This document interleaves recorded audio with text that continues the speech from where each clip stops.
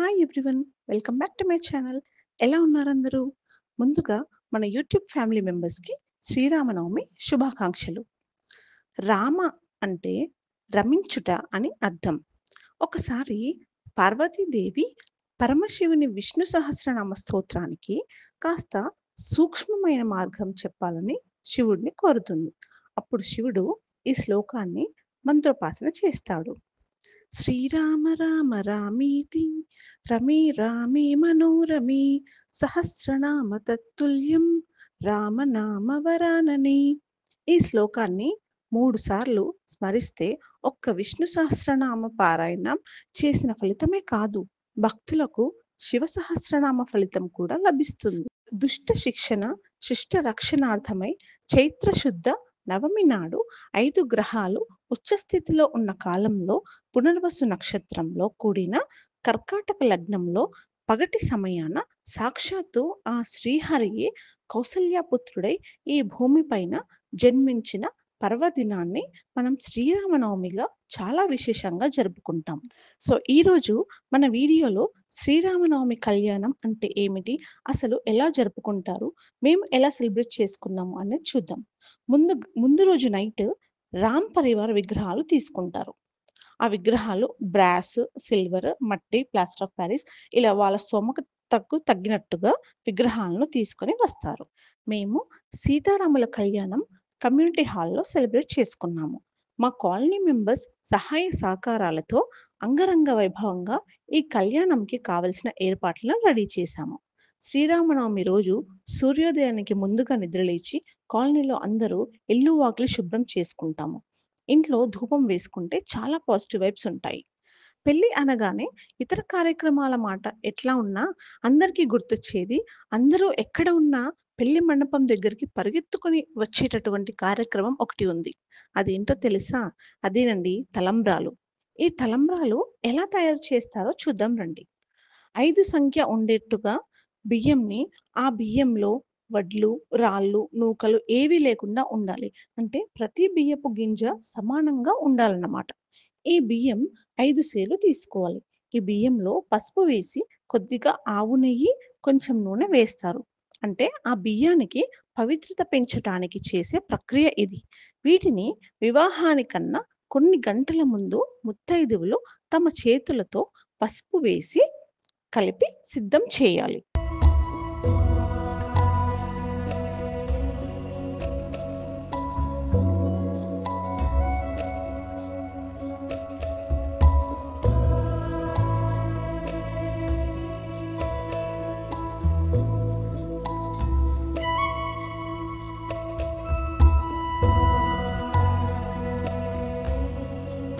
బియ్యం మొత్తం చక్కగా కలిపిన తరువాత 2 చొప్పున 5 తమలపాకులు, వాటి మీద ఎండు కొబ్బరి, అందులో ఖర్జూరం వక్కలు అన్ని కౌంట్ 5, తరువాత పసుపు కొమ్ములు 5 పండ్లు, ముఖ్యంగా దానిమ్మ పండ్లు, సంత్రాలు పెడతారు.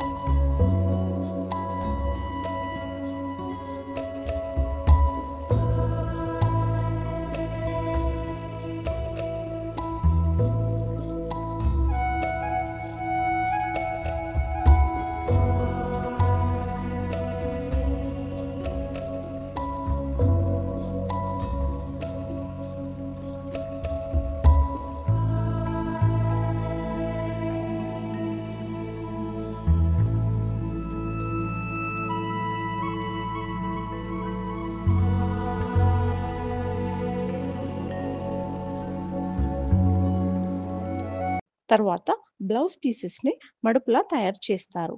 ఇక్కడ చూడండి 5 మడుపులు ఈ విధంగా రెడీ చేసుకోవాలి.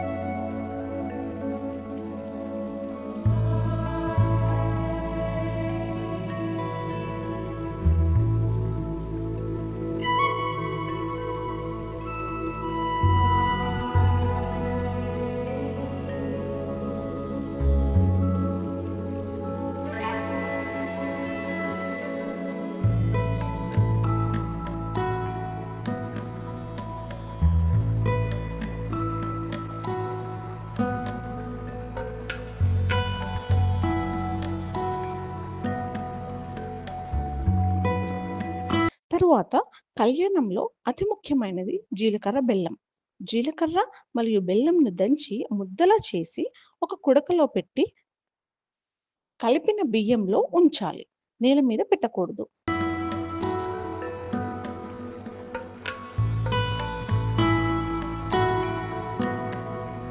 కొబ్బరి బోండం మీద ఇలా అలంకరించాము. చూడండి ఎంత అందంగా ఉందో కదా! సీతారాముల పేర్లతో ఆ కొబ్బరి బోండంకి అందం వచ్చేసింది కదా! తరువాత మళ్ళీ సెపరేట్‌గా సేరున్నర బియ్యం కూడా కలుపుకోవాలి. సేమ్ ఇందాక కలిపిన ప్రాసెస్ లానే 5గురు ముత్తైదువులతో చేయాలి. తరువాత నివాళులు రెడీ చేసుకోవాలి. పూజకు కావలసిన ఐటెమ్స్ అన్నీ సిద్ధం చేసుకోవాలి.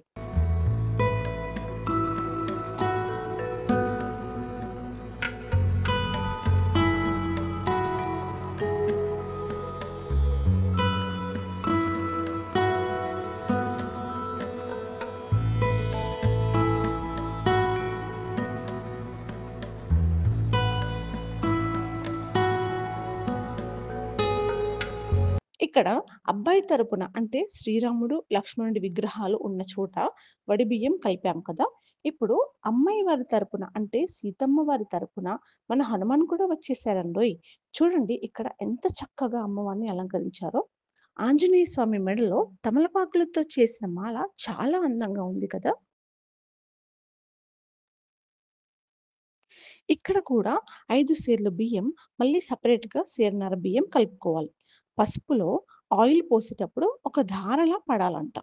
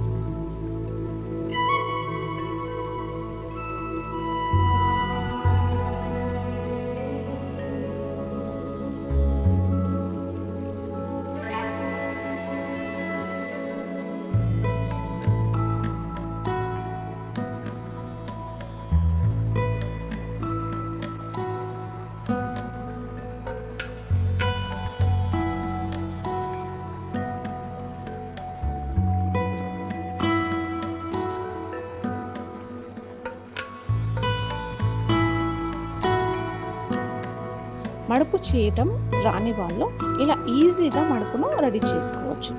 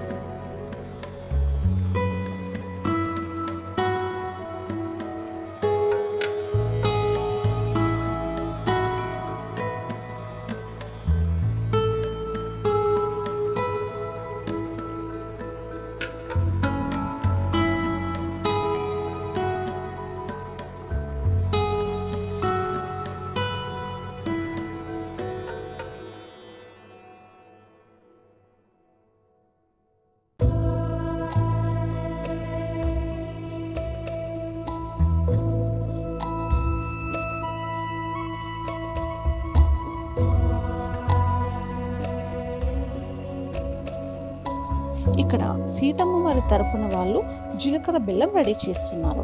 ఒక కుడకలో తమలపాకును పెట్టి అందులో జీలకర్ర బెల్లం పెట్టి ఇంకో కుడకతో క్లోజ్ చేసి వడి బియ్యంలో పెట్టాలి. అమ్మవారికి సమర్పించే పూలు, పండ్లు మరియు గాజులు కూడా ఇందులో పెట్టుకోవాలి.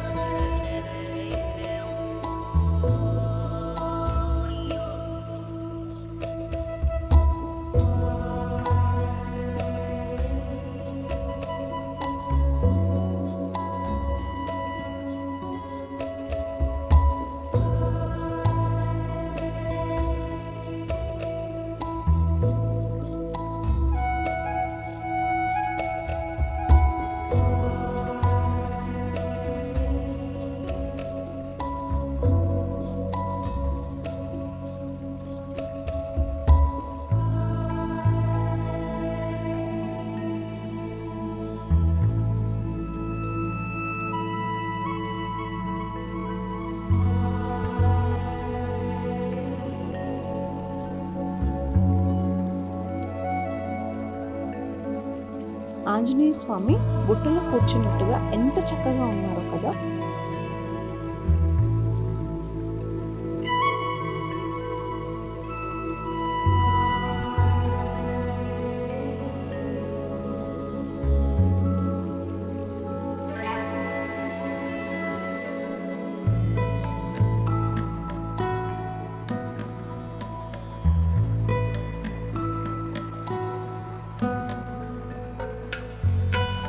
మరొక్కసారి శ్రీరామచంద్రమూర్తిని చూసిద్దాం రండి.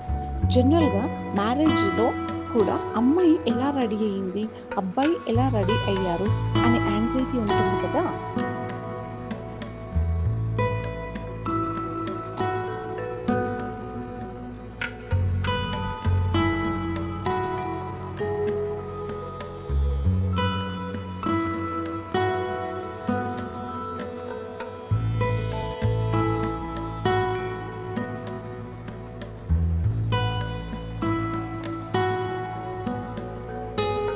అంతా రెడీ అయిన తర్వాత ముందుగా అమ్మాయి తరపున వాళ్ళు శ్రీరామచంద్రమూర్తిని ఎదుర్కోవడానికి వస్తారు.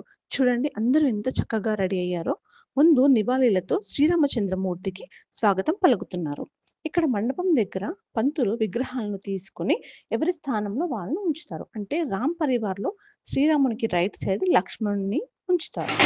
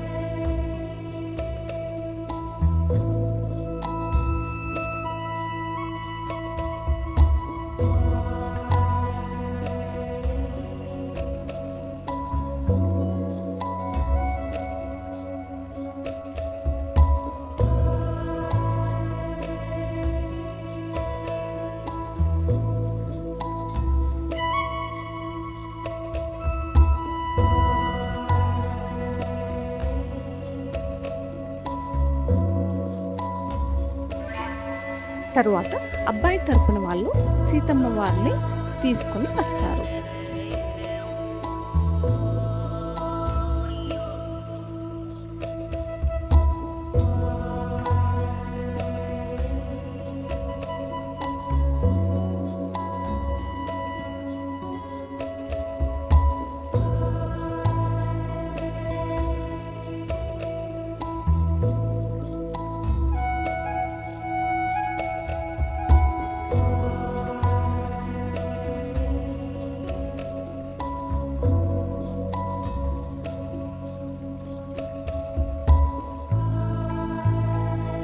మండపంలో రామ్ పరివార్ మొత్తం ఇక్కడ చూడొచ్చు మనం.